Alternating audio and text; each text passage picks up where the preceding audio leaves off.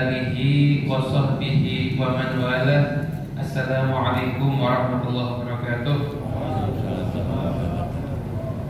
Kita akan melanjutkan kembali fasal masih di dalam pembahasan jihadnya Nabi Muhammad sallallahu alaihi wasallam, yaitu humul jibalu fasal anhum musadimahum madza ra'a minhum fi kulli mustadami. Mereka Nabi Muhammad SAW dan pasukan-pasukan beliau, sahabat beliau, itu apabila sudah di dalam medan peperangan, maka kokohnya itu ibarat gunung. Maka tanyakan kepada yang pernah berhadapan dengan mereka, apa yang terjadi dan apa yang mereka lihat di setiap pertempuran. Wasal Hunainan, tanyakan gimana perang Hunain. Wasal Badr, gimana perang Badar. Wasal Uhudan, gimana perang Uhud. Fusudu harfin lahum adha minal walfami. Maka ketika kejadian tersebut akan menjawab bahwasanya terjadinya kematian bagi musuh itu lebih ganas dibandingkan wabah yang menular. Al-musdiril bidhi humran ba'dama waradat minal ida kulla muswadin minal limami. Pedang yang putih berkilau yang dimiliki oleh sahabat Nabi itu berubah menjadi berwarna merah karena banyaknya menerjang daripada musuh-musuh yang dihadapinya. Wal katibina bi sumril khatti ma tarakat aqlamuhum harfa jismin ghairu mun'ajimi.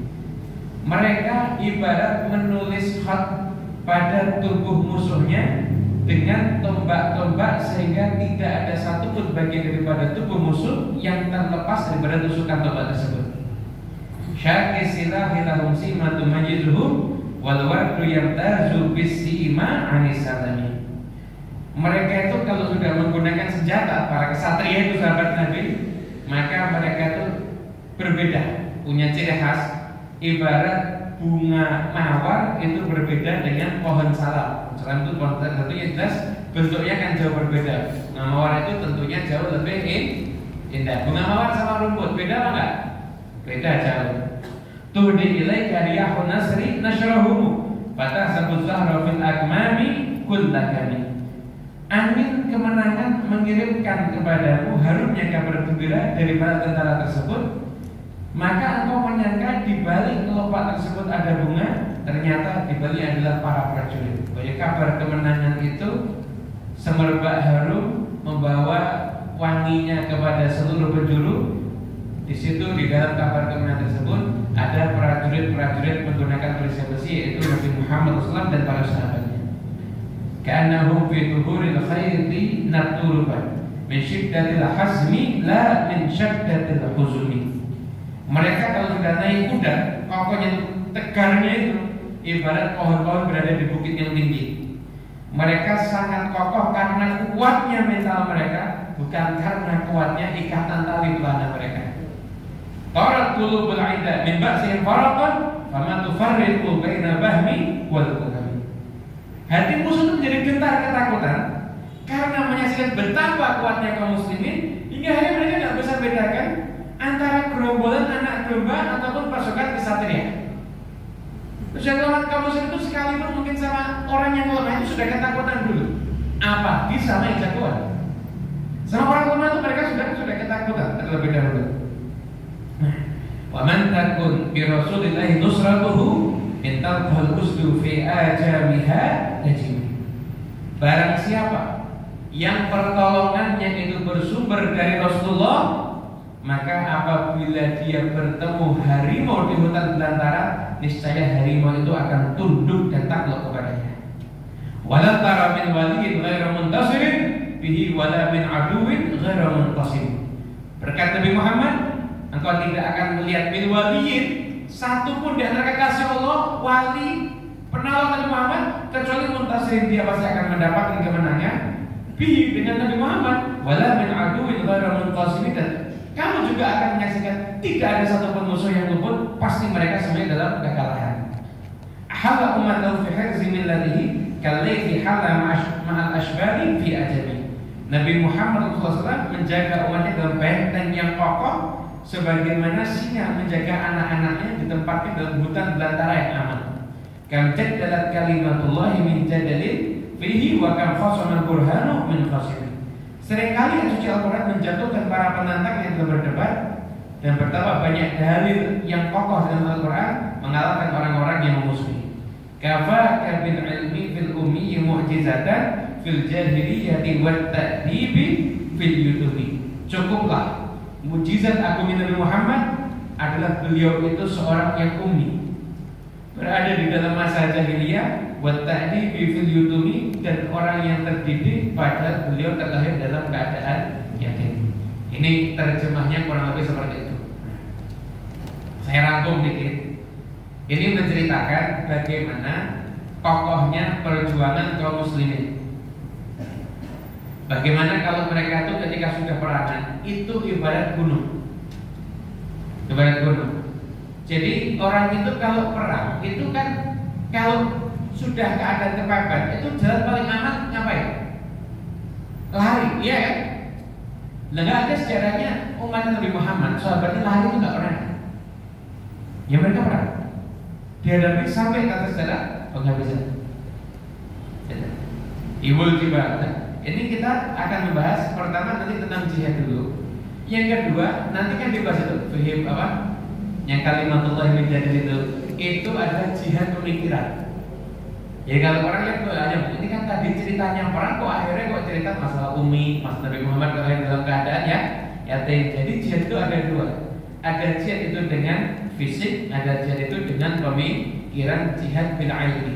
Dan nanti kedua-keduanya ini itu semuanya dijalankan oleh Rasulullah SAW. Nah, sekarang ini kita itu tidak ada perintah untuk jihad dengan fisik. Anda mau perang lawan siapa sekarang? Ada ya, kita kan tidak berhadapan dan tidak berjumpa dengan musuh. Kita ini nggak berhadapan dan tidak berjumpa dengan musuh kita ini. Nah, tapi kita semuanya itu menghadapi perang pemikiran, yang mana kita semuanya harus membekali diri kita dengan senjata ilmu agama. Gitu. Nah, nanti ini kita kasih dulu. Humul jibalu fasal'ahum musadimah. Mereka itu ibarat gunung. Tanyakan sampai sudah berhadapan dengan mereka.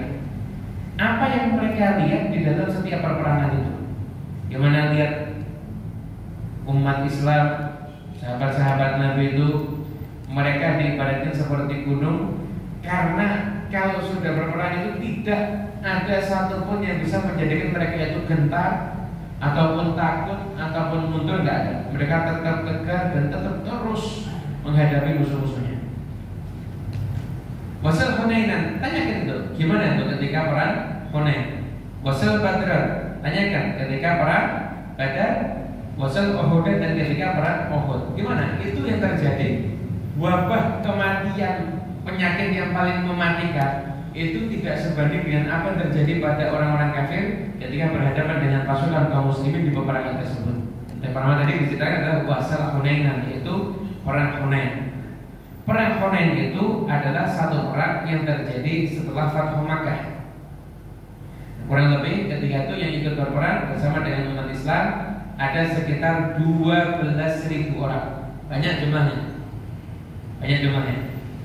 Itu yang ikut Fathu Makkah ada 10.000. Orang-orang Mekah yang sudah bergabung itu sekitar ada 2.000. Ada 2.000 orang. Sudah ada 2.000 orang ketika itu. Nah, perang Hunain ini itu disebutkan di dalam firman Allah Ta'ala surat At-Taubah ayat 25. Laqad nasarakumullahu fi mawatina katsiratin wa yawma Hunain id a'jabatkum kathratukum falam tughni 'ankum syai'a wa dhaqat 'alaikumul ardu bima rahabat thumma wallaytum mudbirin. Sungguh Allah telah menolong kalian di tempat-tempat yang banyak, dan juga Allah menolong kalian ketika perang Hunain. Ketika kalian merasa kalian sombong, oh jumlahnya banyak, dan akhirnya kalian tahu ternyata jumlah banyak itu gak ngaruh sama sekali. Dan kalian akhirnya mendapatkan satu kondisi yang terdesak, bumi terasa sempit bagi kalian, dan kalian akhirnya lari ke belakang dan tercerai-berai. Tsumma anzalallahu sakinatahu ala rasulihi wa ala al-mu'minin. Dan Allah menurunkan ketenangannya, sakinahnya atas Rasulnya dan atas kaum mukminin. Wanzala junudan lam tarawha. Allah menurunkan pasukan yang kalian nggak bisa lihat. Wa 'adzabal ladzina kafaru, dan Allah mengadab mereka orang-orang yang kafir. Wa dzalika jazaa'ul kafirin, dan itu adalah balasan untuk orang-orang yang kafir. Tsumma yatubullahu min ba'di dzalika 'ala man yasha' wallahu ghafurur rahim. Setelah Allah menerima taubat dari orang-orang yang Allah kehendaki, maksudnya Allah Subhanahu wa taala Maha Pengampun, dan juga Allah Subhanahu wa taala itu Maha Penyayang. Jadi perang Hunain itu ketika terjadi, itu ketika Fathu Makkah, itu suku-suku antara Makkah Taif itu, dari arah ke Taif itu adalah suku Hawazin. Itu merasa marah. Mereka merasa marah, akhirnya mereka mengumpulkan pasukan, pokoknya mau memerangi kaum muslimin. Pemimpinnya namanya Malik bin Auf. Dia itu berhasil mengumpulkan itu 30.000 orang. Kaum muslimin 12.000 sudah. Biasanya perang itu kan jumlahnya mesti gak seimbang. Ya mereka jadi ya sudah anggap ini pasukannya sangat banyak. Akhirnya berada di Hunain. Kemudian setelah itu strateginya orang-orang Hawazin ketika perang Hunain itu mereka bawa harta-harta mereka semuanya, bawa anak mereka dan istri mereka semuanya. Kata Malik bin Auf, mereka akan saya paksa untuk perang mati-matian. Kenapa? Karena lihat hartanya, anaknya, bahkan istrinya itu di belakangnya. Yaitu strateginya agar menguatkan mental seperti itu. Jadi mereka akan berperang mati-matian. Waktu itu ditentang juga sama tokoh-tokoh dari Hawazin. Malik, ada apa? Suruh bawa anak perempuan, anak-anak kecil, istri berbawa, harta berbawa. Kalau seandainya mereka kalah, itu jadi kerugian yang nyata. Enggak, pokoknya kita nggak akan kalah. Mereka akan kita paksa mentalnya akan perang mati-matian. Kenapa? Karena takut kehilangan keluarganya. Tetap nekat. Di awal peperangan ketika itu, ini orang-orang Hunain, orang Hawazin punya strategi sampai akhirnya bisa memukul mundur pasukan kaum muslimin. Bisa dipukul mundur pasukan muslimin. Ini bukan mundur lari, bukan ya, dipukul mundur, beda ya. Beda, orang sengaja mundur dan didorong kemudian dia ke belakang. Dipukul mundur pasukan kaum muslimin ketika itu. Maka ketika lihat Nabi Muhammad SAW itu peperangan sudah semakin sengit, Nabi ngambil tanah, kemudian tanah itu dilemparkan sama Nabi Muhammad SAW. Setelah itu mengatakan syahadil wujud, ini akan mengenai wajah-wajah yang buruk. Maka dikatakan bahwa tidak ada satu orang kafir di hari itu kecuali semua matanya kena pasir dari Nabi Muhammad. Dan yang ada bersama Nabi siapa? Yang ada bersama Nabi, yang di dekatnya Nabi itu Abbas bin Abdul Muthalib, pamannya dan Abu Sufyan. Abu Sufyan yang baru masuk Islam ketika Fathu Makkah itu sudah ada bersama dia di samping Nabi dan perang bersama dengan Nabi Muhammad SAW. Anda bisa bayangkan betapa berubahnya lawan jadi kawan. Cepat loh ini. Fathu Makkah ini kan baru masuk Islam kan Abu Sufyan. Perang Hunain, Abu Sufyan itu sudah berada di samping Nabi, membela Nabi mati-matian. Kira-kira kalau hanya sekedar pencitraan, mau nggak korban nyawa Abu Sufyan? Nggak mau kan? Anda bisa bayangkan bagaimana Nabi Muhammad SAW, beliau bukan hanya jagoan dalam memenangkan pertempuran, tapi dalam memenangkan hati manusia. Soal Nabi Muhammad. Ini baru musuh. Abu Sufyan ini ketika Nabi Fathu Makkah itu awal masih musuh ini.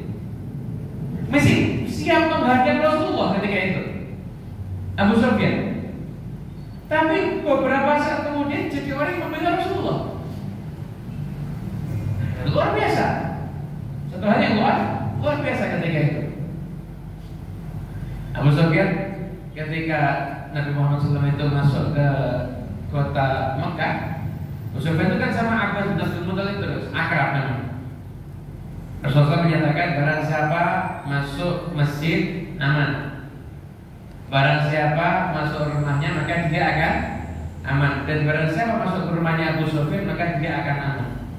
Jadi disebut namanya oleh Nabi Muhammad, yang Nabi Muhammad menyatakan masuk rumahnya dia yaitu Abu Sufyan maka akan aman. Padahal ini orang yang memprakarsai perang Uhud, memprakarsai perang-perang, yang sudah berbuat zalim, sudah membunuh sahabat Nabi, berbuat jahat pada Nabi. Tapi begitu Nabi masuk Makkah menyatakan masuk rumahnya dia aman, dimuliakan oleh Rasulullah SAW.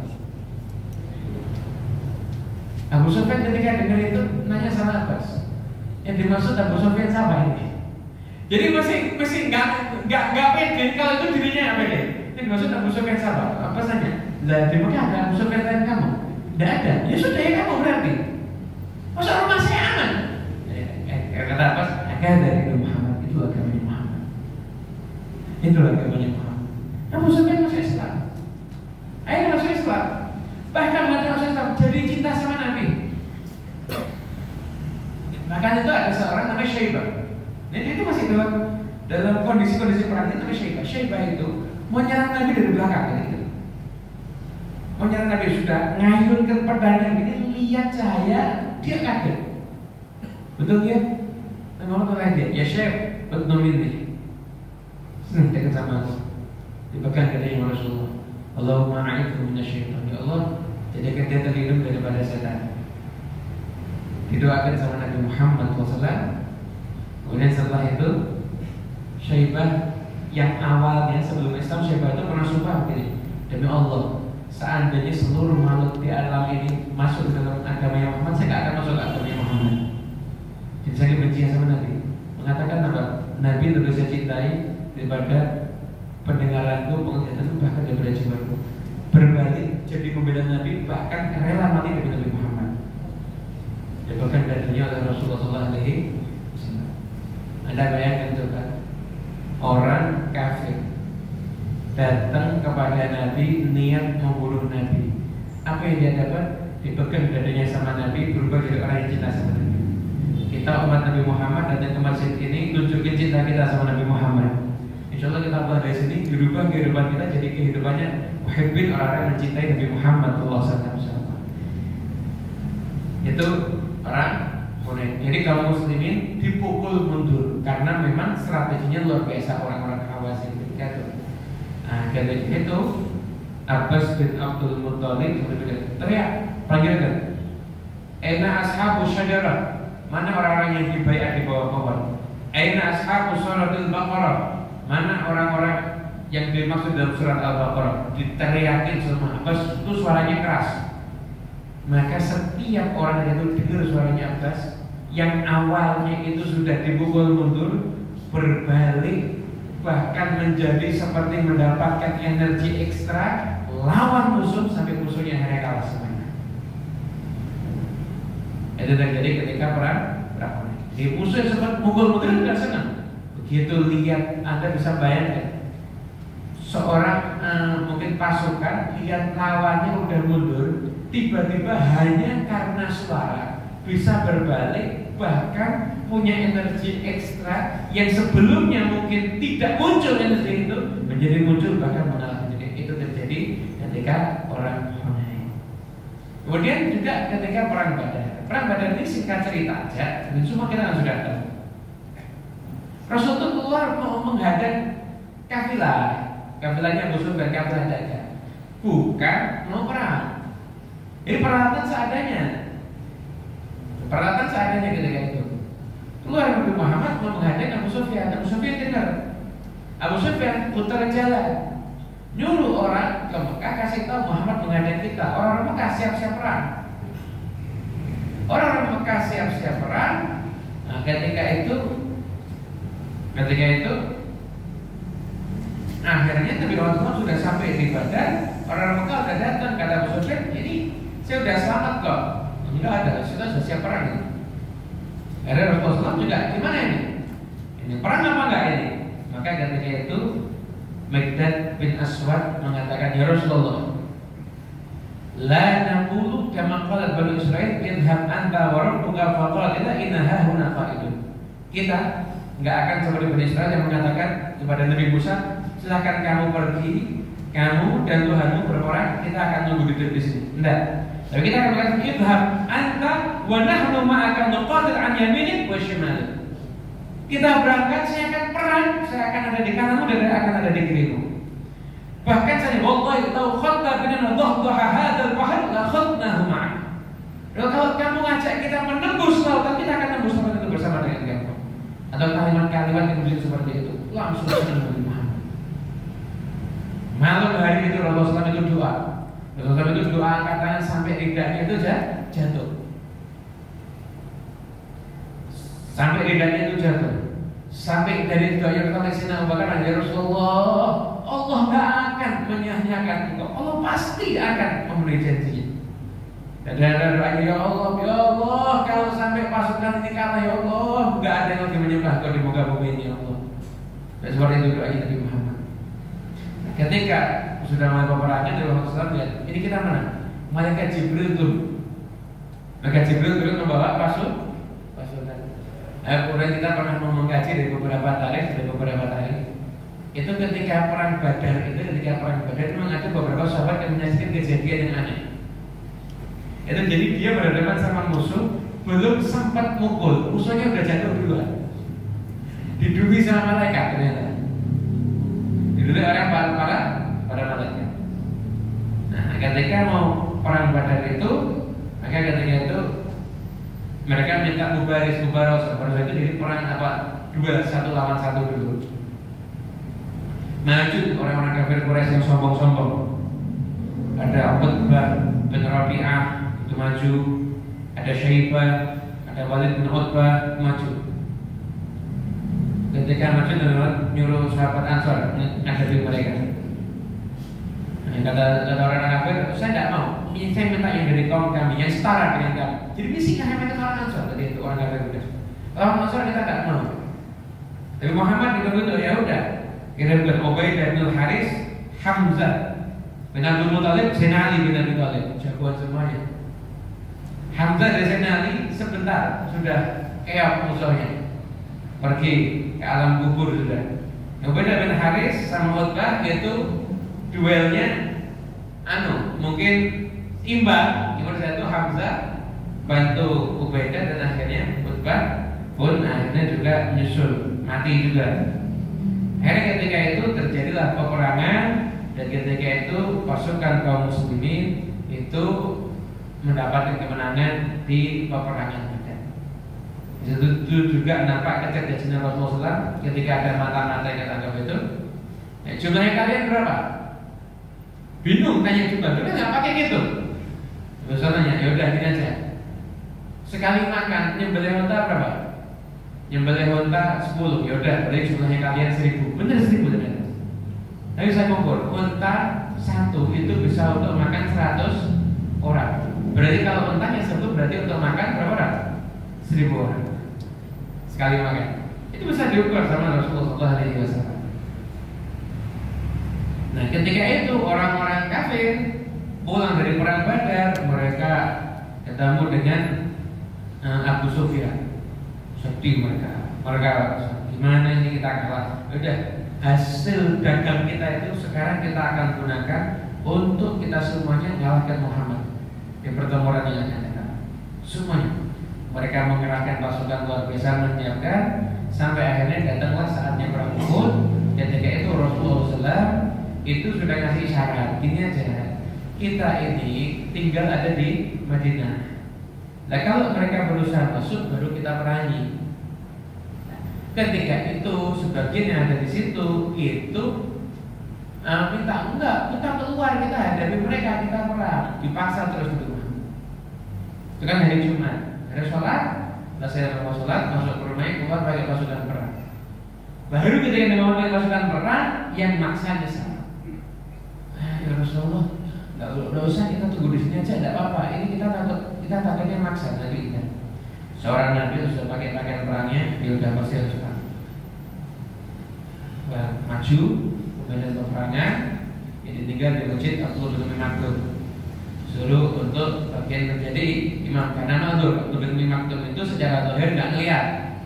Mazur ikut perang kan, memang bukan bidangnya dia, jaga masjid. Kemudian setelah itu yang lainnya berangkat.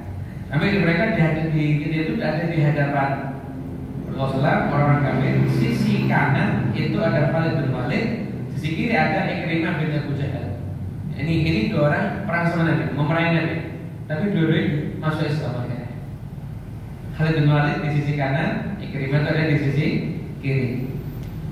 Rasulullah benar yang akan bertanya, "Man ya'khudhu hadha as-sayf bi haqqihi?" Siapa yang berani ngambil pedang ini dan membayar haknya pedang ini? Rasulullah, haknya apa? Haknya kamu berani pedang ini sampai habis-habisan untuk melawan musuh. Kata Abu Dujana, saya akan ambil dengan haknya Rasulullah. Maka karena Abu Dujana itu seorang yang ahli perang.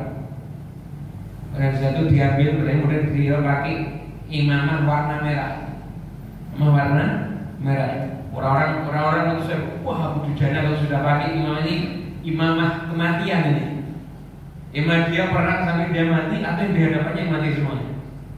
Abu Dujana. Kemudian jalannya dengan gagah jalannya. Karena Nabi lihat jalannya Abu Dujana, wallah ini jalan begini. Ini jalan yang paling dibenci sama Allah kecuali di tempat ini.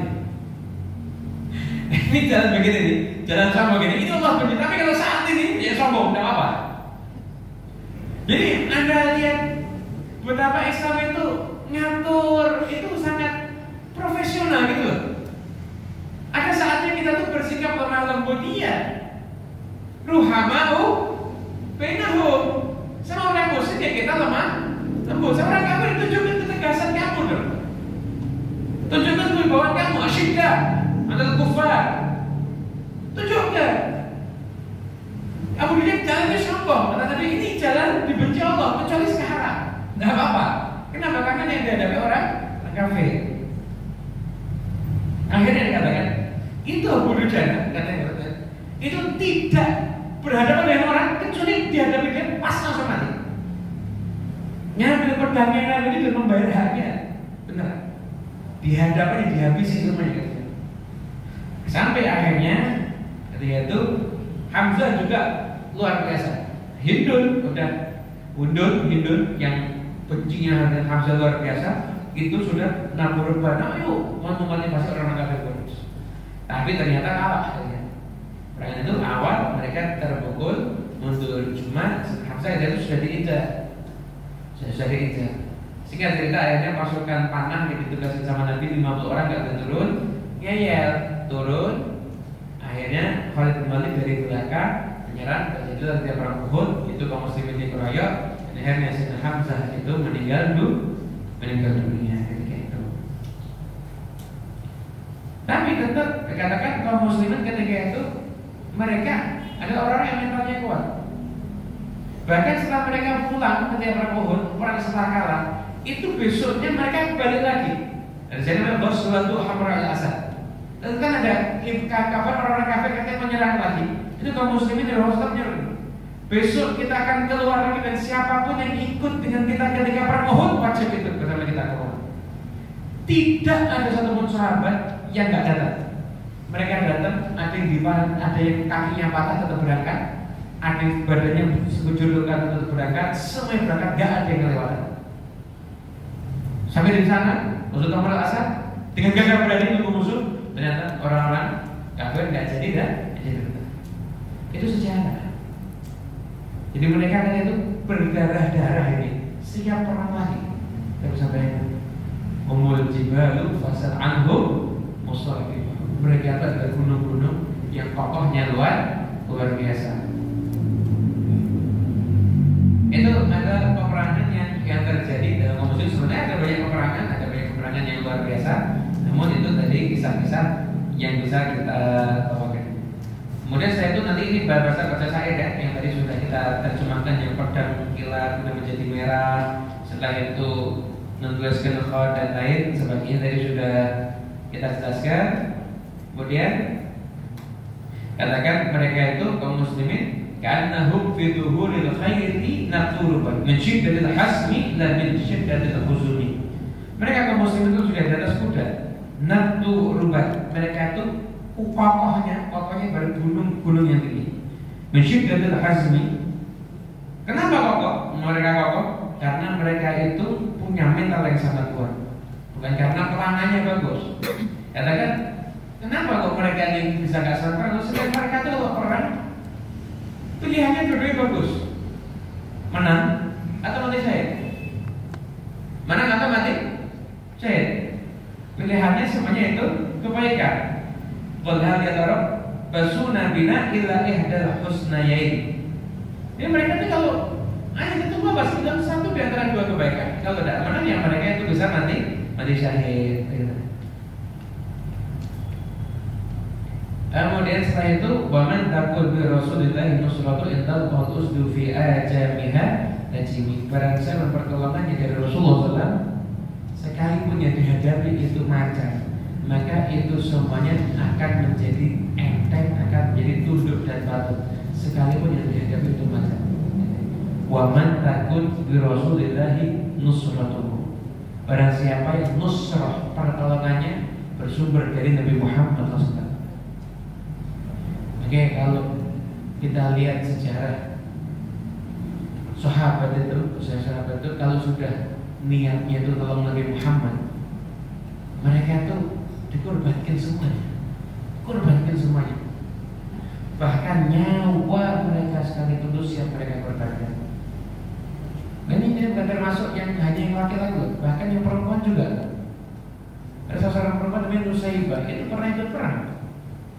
Mereka perang. Itu ketika Nabi Muhammad SAW itu di perang Uhud, ini Nusaibah ini maju ikut perang. Ada Nabi bawa anak, lihat ke kanan ada dia, lihat tinggi dia ada dia.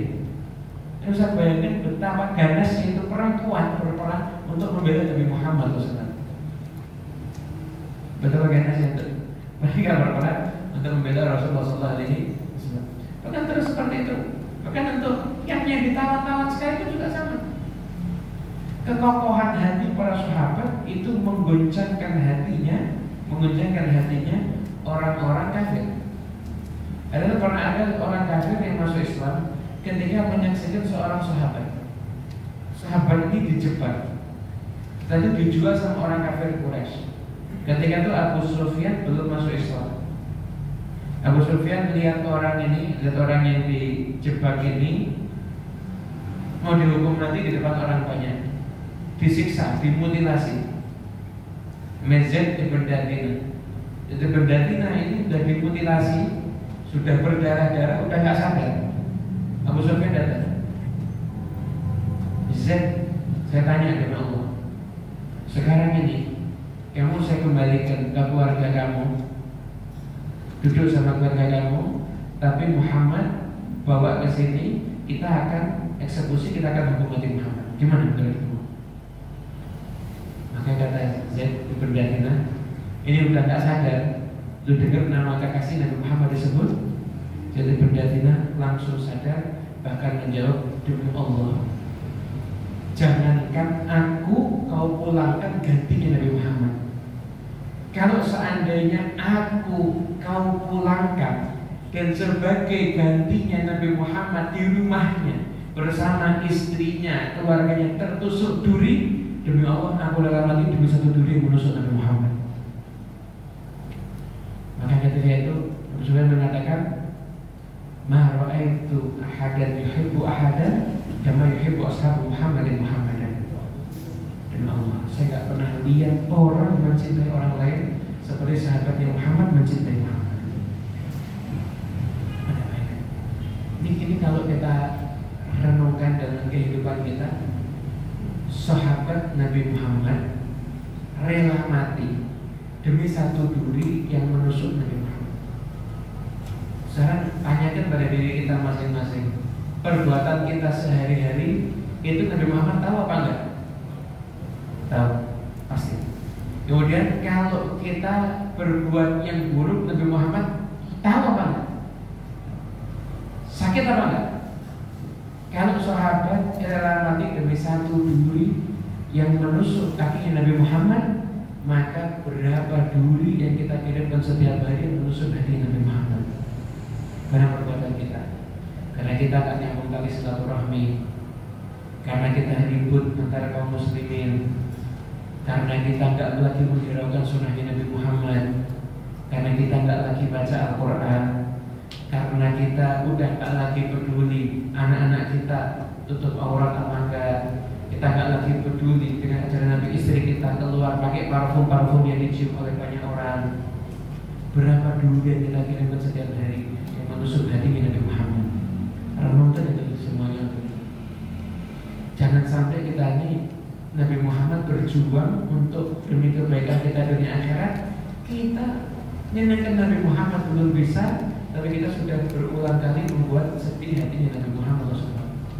Minimal kalau kita belum bisa nyenangkan Nabi, minimal kita jangan sampai membuat susahnya hatinya Rasulullah SAW. InsyaAllah kita jadi umat-umat yang bisa menyenangkan hatinya Nabi, dan bukan hanya kita mencintai, tapi Nabi juga mencintai kita semuanya, insyaAllah.